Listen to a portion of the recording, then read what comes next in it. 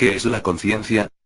Las gentes confunden a la conciencia con la inteligencia o con el intelecto, y a la persona muy inteligente o muy intelectual, le dan el calificativo de muy consciente. Nosotros afirmamos que la conciencia es una especie muy particular de aprehensión de conocimiento interior totalmente independiente de toda actividad mental. La facultad de la conciencia nos permite el conocimiento de sí mismos. La conciencia nos da conocimiento íntegro de lo que es, de dónde está, de lo que realmente se sabe, de lo que ciertamente se ignora. La psicología revolucionaria enseña que solo el hombre mismo puede llegar a conocerse a sí mismo. Solo nosotros podemos saber si somos conscientes en un momento dado o no. Solo uno mismo puede saber de su propia conciencia y si ésta existe en un momento dado o no. El hombre mismo y nadie más que él puede darse cuenta por un instante, por un momento de que antes de ese instante, antes de ese momento, realmente no era consciente, tenía su conciencia muy dormida, después olvidará esa experiencia o la conservará como un recuerdo, como el recuerdo de una fuerte experiencia. Normalmente la conciencia en el animal intelectual llamado hombre, duerme profundamente. Raros, muy raros son los momentos en que la conciencia está despierta. El animal intelectual trabaja, maneja carros, se casa, se muere, etc. con la conciencia totalmente dormida, y solo en momentos muy excepcionales despierta. La vida del ser humano es una vida de sueño, pero él cree que está despierto y jamás admitiría que está soñando, que tiene la conciencia dormida. Cuando el ser humano admite que tiene la conciencia dormida, podéis estar seguros de que ya comienza a despertar. Samael Aun Weor. Educación fundamental. La gran mayoría de las personas se autocalifican de conscientes, pero no recuerdan lo que hicieron hace 16 días, o incluso lo que hicieron hace 3 días en la tarde. Incluso no recuerdan ni el 5% de lo que soñaron el día de hoy, y mucho menos lo que soñaron hace un mes. La gran mayoría de las personas creen autoconocerse, pero a veces sueñan hacer cosas que jamás harían aquí en el mundo físico, y a veces hacen cosas aquí en el mundo físico que jamás creyeron serían capaces de hacer. A veces las personas están tristes y no saben por qué, a veces están estresadas o enojadas y demás, y no saben cuál es la causa. La respuesta a tanta inconsciencia es la falta de autoconocimiento. Si las personas supieran la causa de la tristeza no estarían tristes, si las personas supieran la causa de la ira, envidia, avaricia, etc., entonces dejarían de ser así. Y si supieran que están dormidas comenzarían a despertar. Lo peor es que la gente no solo ignora sino que ignora y no sabe que no sabe. Hay una frase que está escrita en el templo de Delfos que dice: hombre, conócete a ti mismo y conocerás al universo y los dioses. Hay un texto en el Evangelio de Tomás que dice: cuando lleguéis a conoceros a vosotros mismos, entonces seréis conocidos y caeréis en la cuenta de que sois hijos del Padre viviente. Pero si no os conocéis a vosotros mismos, estáis sumidos en la pobreza y sois la pobreza misma. Muchos quisieran conocer a los famosos o algún lugar del mundo, pero repito, eso de nada sirve si no se conocen a sí mismos. Gran parte del mundo se justifica diciendo que todos tenemos defectos, y que es inevitable tenerlos, que es normal y no hay otra opción que aceptarlos, pero es hora de comprobar que esa afirmación es completamente errónea. La naturaleza nos creó puros e inocentes y conforme fuimos creciendo dejamos que la oscuridad nos invadiera y naciera dentro de nosotros, pero eso no significa que seamos oscuridad, nosotros somos luz que quiere brillar y no puede debido al subconsciente. Hoy en día los psicólogos y científicos hablan del subconsciente, y la gran mayor parte de la gente sabe de su existencia, y todos creen que es imposible no tener subconsciente, pero es hora de comprobar que esto es posible. El subconsciente siempre lucha con el consciente, es un batallar entre el ser y la mente. Muchos se abstienen del impulso de la ira pero no pueden contra sí mismos, al igual que otros ya no desean la lujuria pero siguen teniendo las llamadas poluciones nocturnas. De nada sirven los esfuerzos para cambiar sin la comprensión, no se necesita mucha fuerza para derribar un enemigo sino el saber cómo derribarlo, así que quien quiera cambiar aquí aprenderá el cómo, solo con comprensión. Hay una doctrina llamada la doctrina de los muchos. Esta doctrina nos dice que no somos uno, que dentro de nosotros hay muchas personas, que no somos los mismos al enojarnos, al estar tristes, al estar con la lujuria o la avaricia, etc. El subconsciente está hecho de impulsos, deseos, pasiones, ideas equivocadas, temores, apegos.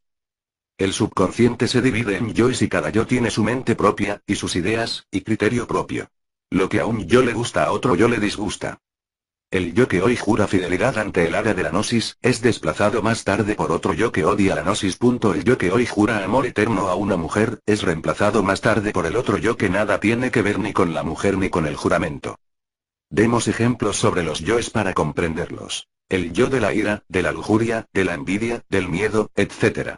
Pero no solo hay un yo del orgullo, hay cientos de yoes del orgullo, como el yo fariseo, el de la vanidad, de la autoimportancia, del automérito, de la soberbia, etc. Hay ciertos tipos de venganza como la ira explosiva, el yo de la venganza, del rencor, de las quejas y demás.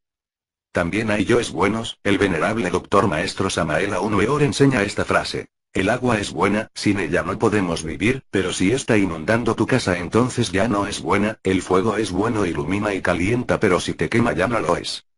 Demos ejemplo de unos yoes buenos. Darle dinero a alguien para que compre marihuana sin saber que la va a comprar, un proverbio dice. No le des un pescado, dale una caña y enséñale a pescar. El miedo a estar solo es ser bueno con otros pero malo consigo mismo. El dedicarle tiempo a hacerles el bien a los demás pero uno no cumplir sus deberes por hacerlo. Estar enamorado está bien, pero convertir el amor en dependencia, eso ya no está en su lugar. Está bien evitar la muerte, pero tenerle miedo no es correcto. Dimos ejemplos de los yoes, pero comprobarlo es mejor para el lector. Si el lector observa cada imagen que de repente aparece en el día, tal pensamiento, tal impulso o reacción inconsciente, verá que cada una de estas es causada por un yo. ¿Por qué todos los días volvemos a casa? ¿Por qué siempre estamos en los mismos lugares? ¿Por qué reaccionamos ante las impresiones de tal manera? Otra manera de identificar los yoes es descubrir un momento que es la conciencia.